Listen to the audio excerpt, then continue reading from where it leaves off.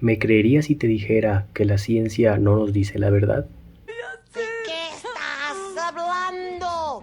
Normalmente solemos asumir que la ciencia es un conjunto de conocimientos disciplinados y rigurosos que transmiten una información verdadera sobre el mundo. Desde esta postura, todo el conocimiento adquirido científicamente es considerado verdadero e irrefutable. Pensemos, por ejemplo, en algunas leyes de la física, como la gravedad, la termodinámica o el movimiento.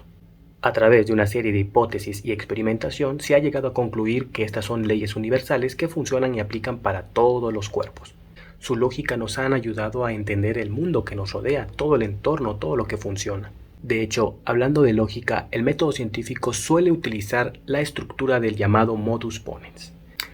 En lógica, suele llamarse modus ponens a la siguiente estructura: una premisa, consecuente, premisa y conclusión, que en términos verbalizados podrían ser varios ejemplos. Todos los peluches son suaves. Ted es un peluche, por lo tanto Ted es suave. Todo lo que es de cristal es frágil. Una lámpara es de cristal, por lo tanto una lámpara es frágil. Todos los hombres son mortales. Maximiliano de Habsburgo es hombre, por lo tanto Maximiliano de Habsburgo es mortal. Pues bien, la idea es que existe una premisa universal y todo lo que se desprenda de ella debe compartir sus características. Hablando de la ciencia, hay que recordar que ésta ha constituido su corpus a través de un método llamado inducción, que consiste en hacer una suma de casos particulares para concluir un universal. Regresemos, por ejemplo, al caso de la gravedad. Como sabemos, esta ley dicta que todo lo que sube tiene que bajar, a palabras más, palabras menos. Bueno, más bien trataríamos de decir que la gravedad es una fuerza de atracción. Según la física, la gravedad es una fuerza a la que todos los objetos estamos sujetos. Sabemos pues que si tiramos una piedra cae, si tiramos un libro cae, si tiramos una prenda de vestir cae, si tiramos una pelota cae, y en resumen cualquier otro objeto con el que experimentamos tendría que caer.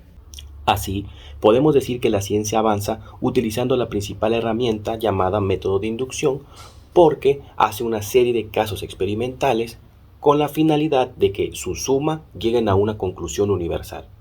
Por mucho tiempo la ciencia avanzó de esta manera, llegando a considerar que sus conclusiones eran verdades sobre el mundo. Sin embargo, a la llegada del filósofo Sir Karl Popper, la ciencia sufrió en sus cimientos una transformación radical.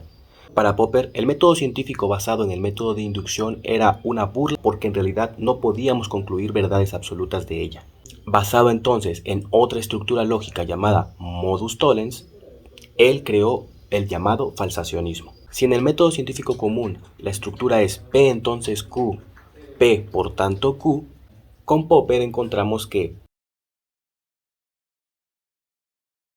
por ello Popper consideró que realmente la pieza clave sería la falsación, o es decir, hacer una hipótesis y tratar de confrontarla con la realidad hasta el punto de encontrar un caso que la exceptuara. Es decir, para Popper no bastaba hacer una serie de casos experimentales que en conjunto concluyeran el mismo resultado, puesto que una suma determinada no podía concluir un universal. Chalmers toma un ejemplo bastante didáctico en su libro ¿Qué es esa cosa llamada ciencia?, al que denominaremos el ejemplo del pavo inductivista. Imaginemos que existe un pavo que, confiando en la ciencia, trata de concluir alguna verdad sobre él. El pavo observa que el granjero le da de comer siempre a las 12 del día, pero no confiado en esto, trata de verificar esa verdad. Haciendo uso del método inductivo, el pavo empieza a hacer anotaciones, hipótesis y trata de llegar a una conclusión. Cuando los días eran lluviosos, el granjero seguía dándole al pavo comida a las 12 del día. Cuando los días eran calurosos, el granjero seguía dándole al pavo comida a las 12 del día. Si el pavo no se acercaba, aún así el granjero le daba de comer a las 12 del día. Si el pavo guardaba ayuno, aún así el granjero le daba de comer a las 12 del día. Si el pavo caminaba de reversa, el granjero aún así le daba de comer a las 12 del día. De esta manera el pavo probó muchos casos aislados tratando de experimentar todas las posibilidades y concluía que siempre se le daba de comer a las 12 del día. Por tanto, tirando su cuaderno y su lápiz, dijo que todos los días le iban a dar a las 12. Esa era una verdad irrefutable. Para desgracia del pavo, al día siguiente de su conclusión, el granjero no le da de comer a las 12 del día, sino que toma al pavo, lo mata y lo sirve para la noche navideña. El ejemplo del pavo nos ayuda a entender que el método inductivo no es claro y tampoco puede ofrecernos verdades universales. De ahí que Popper critique el método inductivo porque la pregunta sería, ¿cuántas veces hemos experimentado una ley para considerarla universal? ¿10 de 100? ¿1000 de 1.000.000? ¿10 millones de 1 billón? ¿1 billón de 1 trillón? Para Popper, toda hipótesis y sus probabilidades son completamente infinitas. Por tanto, sin importar cuántos casos probemos, siempre será cero contra el infinito. Si la gravedad ha sido experimentada 1 billón de veces, ¿quién nos dice que el caso billón 1 no sería la excepción? Por ello, a opinión de Popper, la inducción no nos puede decir nada universalmente y tampoco podemos hablar ya de verdades absolutas. Es el reino y el tiempo de la probabilidad. ¿Cómo funciona el falsacionismo de Popper? Bueno, para Popper, en vez de hacer una serie de casos y sumar sus resultados, lo que hay que hacer es tomar una hipótesis y confrontarla con la realidad hasta el tal punto de que busquemos aquella que la rebata o la refuta. Es decir, no tratemos de experimentar para comprobar nuestra hipótesis, sino tenemos que estar experimentando y experimentarlo con el objetivo de negarlo.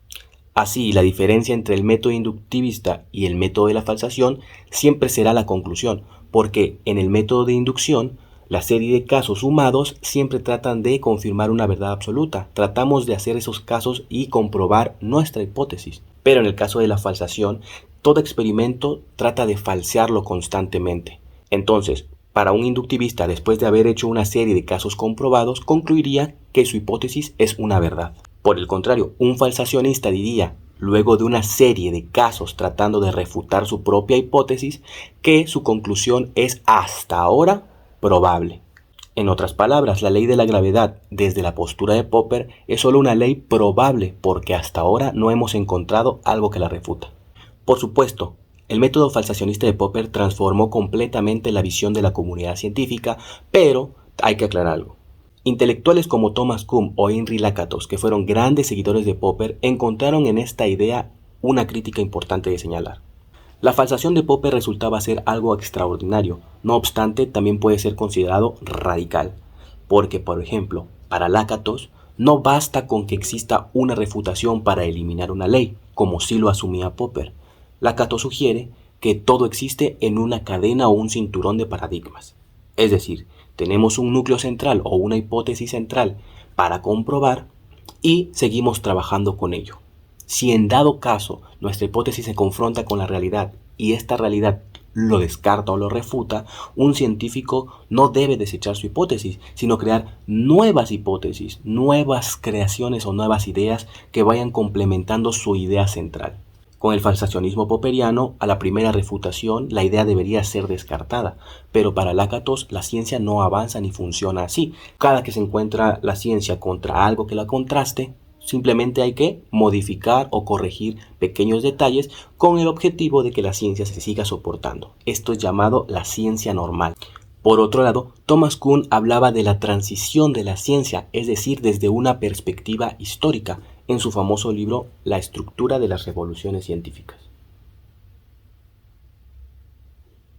Lo que Thomas Kuhn nos detalla en su obra es que la ciencia no es acumulativa, es decir, no es un conjunto de conocimientos que van sumando más conocimientos de modo que el corpus de la ciencia se va haciendo cada vez más grande y vamos comprendiendo más sobre el mundo. Desde la perspectiva de Thomas Kuhn, podemos decir que nuestra ciencia moderna es exactamente igual que la ciencia en la época medieval o con los griegos. Pensemos, por ejemplo, la cosmovisión que tenían los griegos sobre el universo. Para ellos, el mundo era plano y el centro del universo. Esto puede ser considerado ciencia porque para el lenguaje común y para las fórmulas y las hipótesis de su tiempo funcionaba. Podían crear un sistema que les daba una lectura sobre el mundo y el cosmos que los rodeaba. Actualmente, entendemos que el mundo es esférico y el universo es infinito, que la Tierra gira alrededor del Sol. Y precisamente estas premisas científicas nos han ayudado a comprender el mundo que nos rodea. Es el lenguaje científico que ha avanzado y nos ha transmitido cierto conocimiento. Pero, ¿quién nos dice que dentro de 10, 20 o 50 años las hipótesis cambien? ¿Que el paradigma de la ciencia también se vea transformada en una revolución científica? Por tanto, supuestos como que el universo es infinito, la materia oscura, la cuántica y el resto de teorías científicas que hoy conocemos siguen manteniéndose en un reino de posibilidades. Pues recordemos que desde Popper La ciencia ha abandonado la tesis de considerar verdades absolutas. Entonces, podemos decir que la ciencia no nos dice la verdad, pero a través de su lenguaje de probabilidades nos ayuda a entender mejor el mundo de nuestro tiempo.